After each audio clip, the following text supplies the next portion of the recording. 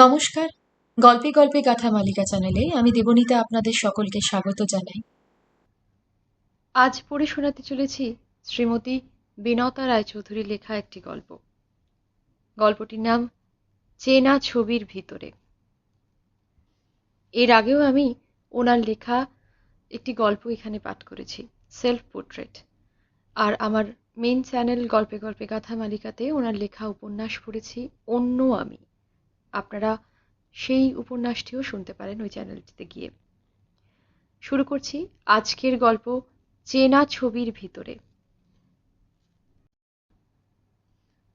লাল চকচকে সিঁড়ি, তার পেছনে লাল চাতাল, সেটাও কেমন চকচকে, দুর্দান্ত পালিশ হয়েছিল।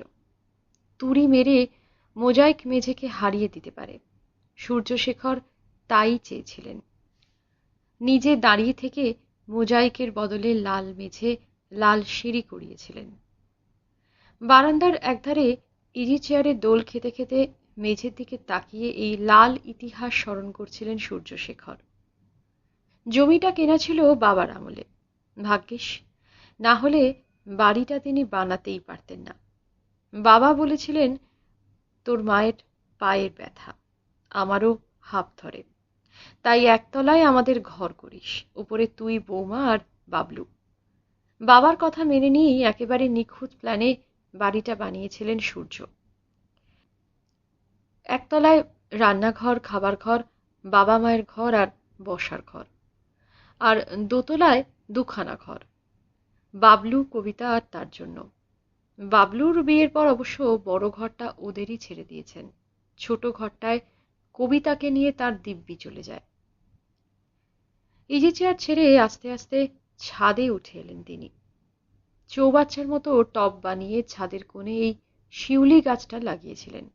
কবিতা বলেছিল, শিউলি গাছ কেন? আমার কবিতার জন্য। মালা গাঁথবো নাকি? মালা গাঁথো, অঞ্জলি ভরে ছড়িয়ে দাও, ফুলের বাসর সাজাও, তোমার যেমন ইচ্ছে। জানো তো, বয়সের সঙ্গে সঙ্গে যেমন জীবনের মানে বদলে যায়, তেমন জিনিসের ব্যবহারও পাল্টে যায়। যৌবনে ফুলের রূপ একরকম, বয়স হলে অন্যরকম। সেটা কি রকম? কবিতা গালের টোল ফেলে হেসেছিল। সে সময় কবিতার ওই গালের টোলের জন্য একটা শিউলি গাছ কেন, শিউলির বন বানিয়ে ফেলতে পারতেন সূর্যশেখর। কবিতার জিজ্ঞাসার উত্তরে বলেছিলেন, যৌবনে ফুল তুলে মনে হয় প্রিয়তমার চুলের অরণ্যেই এই মানাবে ভালো, আর বয়সে মনে হয় ফুলটি নিয়ে মন্দিরে দিয়ে আসি, ঠাকুরের পায়ে। কথাটা যে কত সত্যি আজ বোঝা যায়।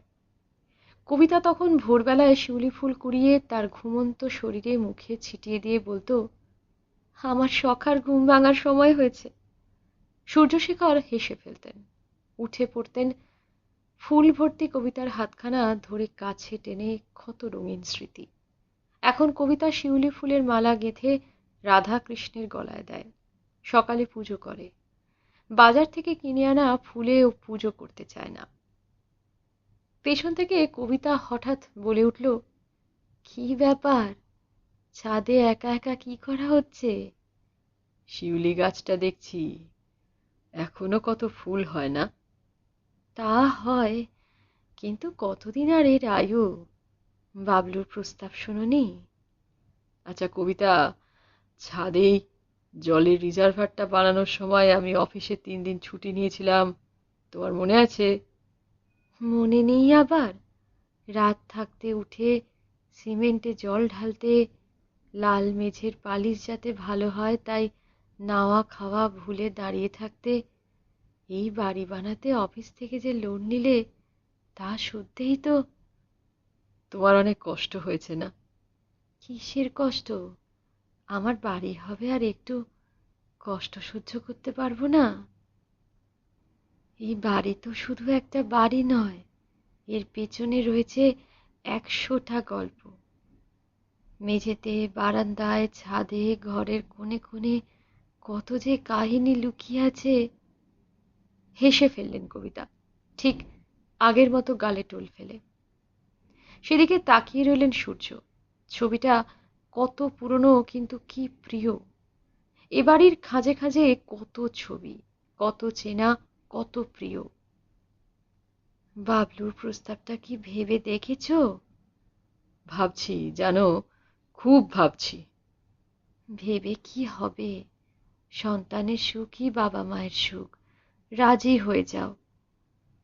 আমারও তাই মনে হয়। এছাড়া আর কি বা করতে পারি? তবু ট্রেন দুললেই কেমন একটা ঘুম ঘুম পায়। বাবলু রাংতাকে বলল, খাবার দিয়ে দাও, খেয়ে শুয়ে পড়ি। কাল সকালে একেবারে ঘুম ভাঙবে। হোটেল তো বুক করাই আছে, চিন্তা কি? রাংতা প্লেটে খাবার সাজাতে সাজাতে বলল, তোমার কি মনে হয় বাবা সইটা করে দেবেন? না দেবার কি আছে? আমার প্রস্তাবটা তো খারাপ নয়। যতদিন না প্রমোটার ফ্ল্যাটটা হ্যান্ডওভার করছে, সে কটা দিনই তো বাবা মাকে বৃদ্ধাবাসে থাকতে হবে। তারপর তো নিয়ে আসবে বলেছি। হ্যাঁ, ততদিন তো আমাকেও বড়নাগরে থাকতে হবে, তোমাকে আর টিঙ্কুকে নিয়ে। বিয়ের পর বাপের বাড়িতে থাকতে আর কার ভালো লাগে? তোমার দাদারই দেওয়া প্রস্তাব, ভুলে যেও না। না না, ভুলবো কেন? দাদা সাদা মনের মানুষ। পরোটার মাংস খেতে খেতে বাবলু বলল, অনেক জায়গায় মাংস খেয়েছি, কিন্তু মায়ের হাতে রান্না মাংসর মতো খাইনি। রাংতাও সায় দিল, ওই জন্যেই তো মা যখন বললেন ট্রেনে খাবার আমি বানিয়ে দেব, তখন আর না বলিনি। টিঙ্কুকে শুয়ে আমার বিছানাটা করে দাও। রাংতা আগে হাত ধুয়ে এলো, তারপর বাবলু। বাবা মা হয়তো ভাবছেন আমরা ওনাদের আর বৃদ্ধাবাস থেকে আনবই না। আপার বাড়তে টিঙ্কুর বিছানা পাততে পাততেই রাংতা বলল, দেখো না, বৃদ্ধাবাসে ওদের এমন মন লেগে গেল যে আর আসতেই চাইবে না। শত হলেও এখানে তো ওদের কোনো সঙ্গী নেই, আমরাও সময় দিতে পারি না। আমার যা মনে হলো মায়ের কোনো অমত নেই, তো বাড়িটা তো বাবার নামে, সইটা তো ওনাকেই করতে হবে। আমি যথেষ্ট বুঝিয়ে বলেছি। আশা করি পুরী থেকে ফিরে গিয়ে দেখবো বাবা মনস্থির করে ফেলেছেন। বলা যায় না, বাড়ি নিয়ে বাবার দুর্বলতা আছে। নিজের হাতে গড়া, কিন্তু কোনো প্ল্যান নেই। বাড়ির সামনে অতটা জায়গা কেউ ছেড়ে দেয়? গ্যারেজ করা যেত, অফিস করা যেত। না, আসলে আমারই ছুটোছুটি করে খেলার জন্য ফাঁকা জায়গাটা রেখেছিল বাবা। একটা দোলনাও ছিল আমার জন্য, খুব প্রিয় ছিল সেই দোলনাটা আমার। ভেঙে চুরে কোথায় যে গেল! ছোটবেলার প্রিয় জিনিস ওরকম ভেঙে চুরেই হারিয়ে যায়, তার জন্য শোক না করে নতুন প্রিয় জিনিস বানিয়ে নিতে হয়। সত্যিই তাই। বাবার সেই সাধের বাগান এখন ঝোপ ছাড়া আর কিছুই না, দেখলে বিরক্তিই লাগে। যাগে, এখন শুয়ে পড়ো। টিঙ্কু তোমার কাছে থাকলো, ইচ্ছে হলে আমার কাছে দিতে পারো। না না, ও আমার কাছেই থাক। বাবলু তাড়াতাড়ি বলে উঠল, ছেলেকেও চোখের আড়াল করতে পারে না, চাইও না। টিঙ্কু ওর চোখের মণি। রাংতা সব জানে। মুখ মুচকিয়ে হাসল। হাসার কি আছে? আমি ওর বাবা না? ছেলেকে ছেড়ে বাবা থাকতে পারে? বেশ, শুয়ে পড়ো, সকালবেলা সমুদ্র। নিজের বাড়তে বিছানা সাজাতে সাজাতে রাংতা বলল, এই শোনো, বাবা মা যদি বৃদ্ধাবাস থেকে আর না আসেন, তাহলে টিঙ্কুর জন্য আলাদা একটা ঘর হবে, কেমন? বাবলু ঘাড় নেড়ে হাসল। কি ভাবছো অত? কবিতা এসে সূর্যশেখরের পাশে দাঁড়ালো। ছবি দেখছি, ছবি খুঁজছি। কার ছবি? কিসের ছবি? সকালের ছবি, দুপুরের ছবি, সন্ধ্যার ছবি, আর রাতের ছবি। সে কি, তুমি কি আমার সঙ্গে ঠাট্টা করছো? কবিতা, তোমার সঙ্গে কি আমি ঠাট্টা করতে পারি? সত্যিই আমি ছবি দেখছি, নানা রঙের ছবি। হাসি কান্না, মান অভিমান মাখা সুগন্ধি ছবি।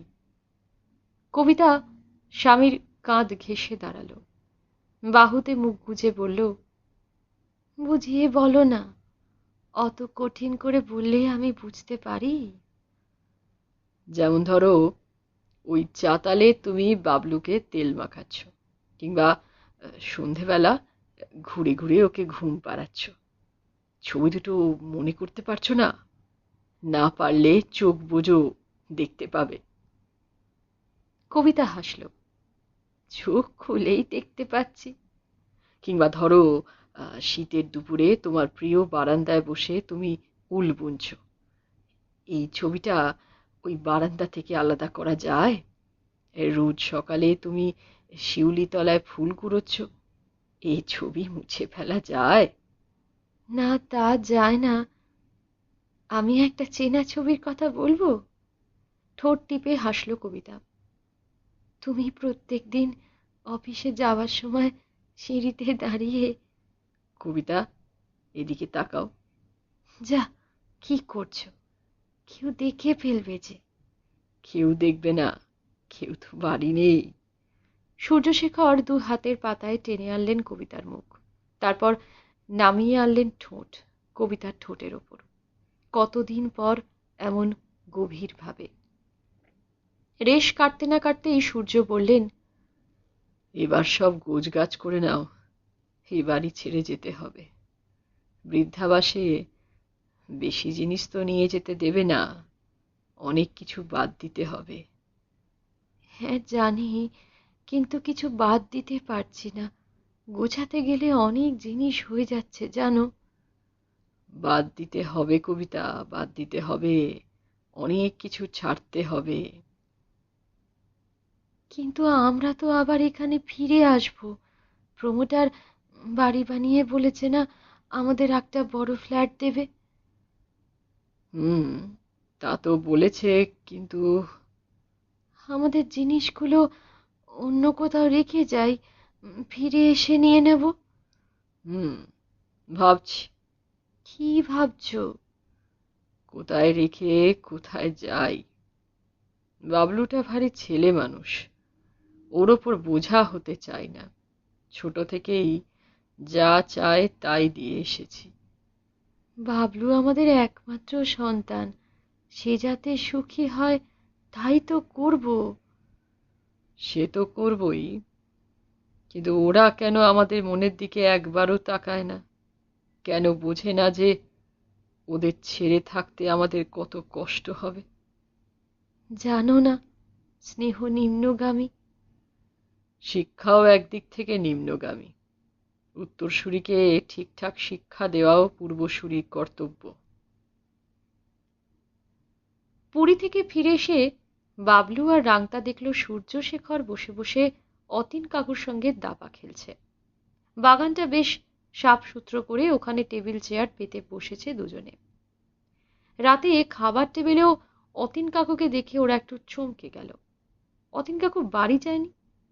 ওরা লক্ষ্য করে দেখল একতলার দাদুর ঘরটায় অতীন কাকুর থাকার ব্যবস্থা হয়েছে। ৩-৪ দিন পর সূর্যশেখর রাংতাকে ডেকে ওর হাতে ১,০০০ টাকা দিলেন। অতীনের খাওয়া খরচ প্রতি মাসে দেবে। তার মানে অতীন কাকু এখন থেকে এখানেই থাকবে। নিচে বাবার ঘরটা তো ফাঁকাই পড়েছিল, অতীনের থাকার কোনো জায়গা নেই। তাই বলে আমাদের বাড়িতে একেবারে বরাবরের মতো এসে জুটবেন নাকি?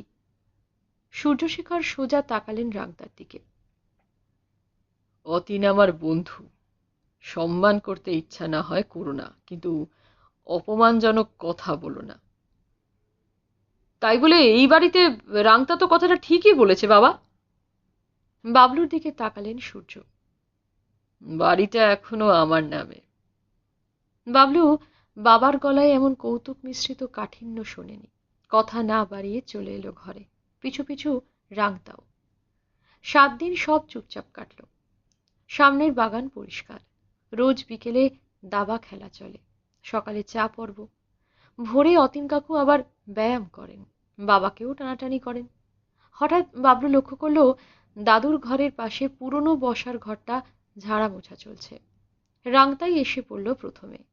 তাই তো, কি ব্যাপার? বাবলুর রাগ হয়ে গেল। কাগজটায় সই করছে না বাবা, অতীন কাকুর সঙ্গে দাবা খেলছে, মর্নিং ওয়াক করছে, ব্যাপার কি? তুমি আজ একবার বলবে? বলবোই তো, প্রমোটার তাড়া দিচ্ছে, তাড়াতাড়ি ব্যাপারটা মেটাতে হবে।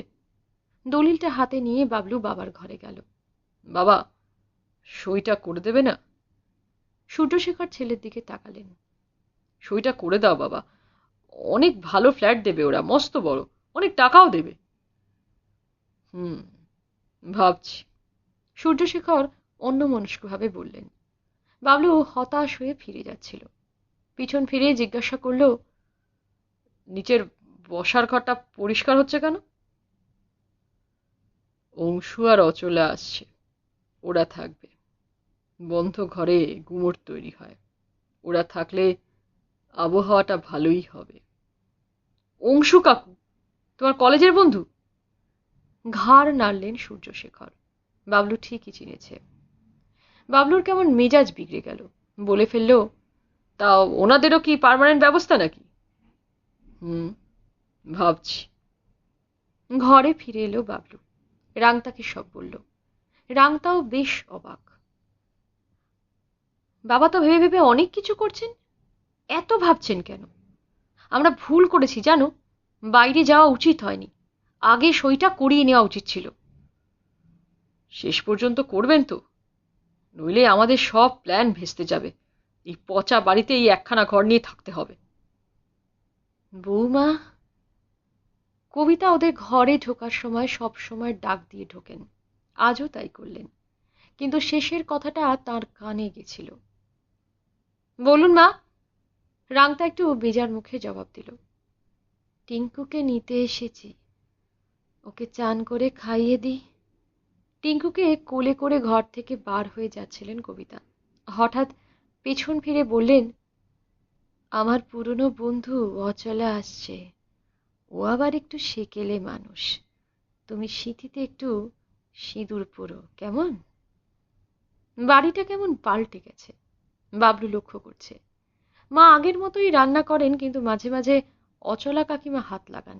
বাবা বিকেলে দুই বন্ধুকে দুপাশে নিয়ে হাঁটতে বেরোন, খুব আড্ডা মারেন বাগানে, দাবা খেলেন। বাবা যেন জীবনটাকে বেশ উপভোগ করছেন। অংশু কাকুদের খাওয়া খরচ বাবদ 2000 টাকা দিয়েছেন। বাবলু অফিস থেকে ফিরলে আগের মতোই মায়ের হাতে করা জলখাবার পায়। টিঙ্কুকে মা আগের মতোই যত্ন করেন। ওরা রবিবার বা অন্য ছুটির দিনে কোথাও বেড়াতে গেলে টিঙ্কুর সব দায়িত্ব নেন। রাংতার স্বাধীনতা একটুও নষ্ট হয়নি, যখন ইচ্ছে বেরোয়। ওই একদিনই মা সিঁদুর পরতে বলেছিলেন, তাছাড়া সব মসৃণ চলছে। শুধু একটা কথা কেউ ভাবছে না, বাড়িটা নিয়ে একটা পরিকল্পনা করা হয়েছিল।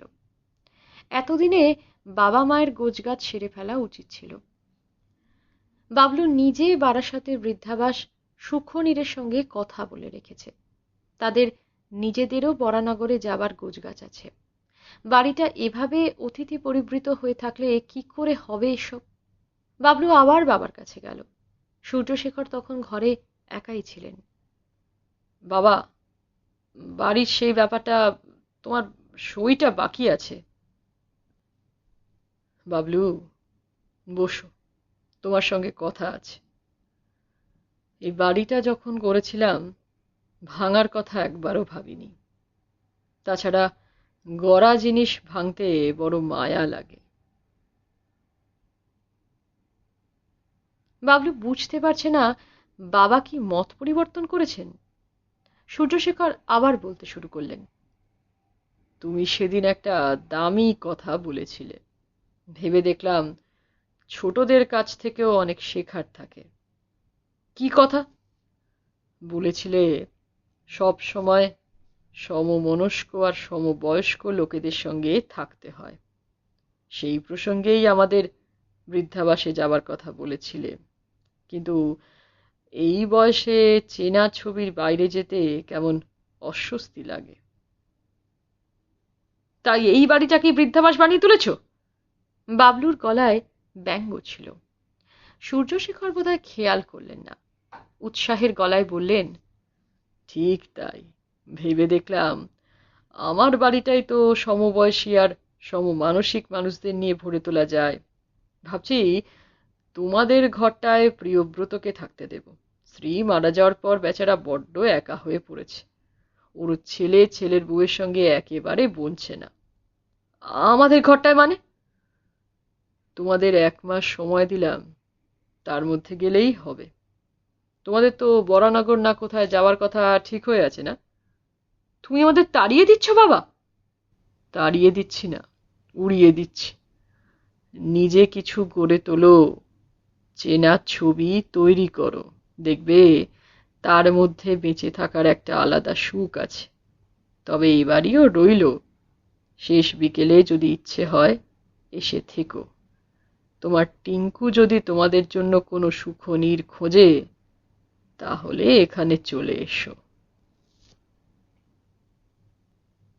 শেষ হলো শ্রীমতী বিনতা রায়চৌধুরীর লেখা এই গল্প চেনা ছবির ভিতরে। কেমন লাগলো সম্ভব হলে জানাবেন। যদি ভালো লেগে থাকে তো অতি অবশ্যই লাইক করবেন।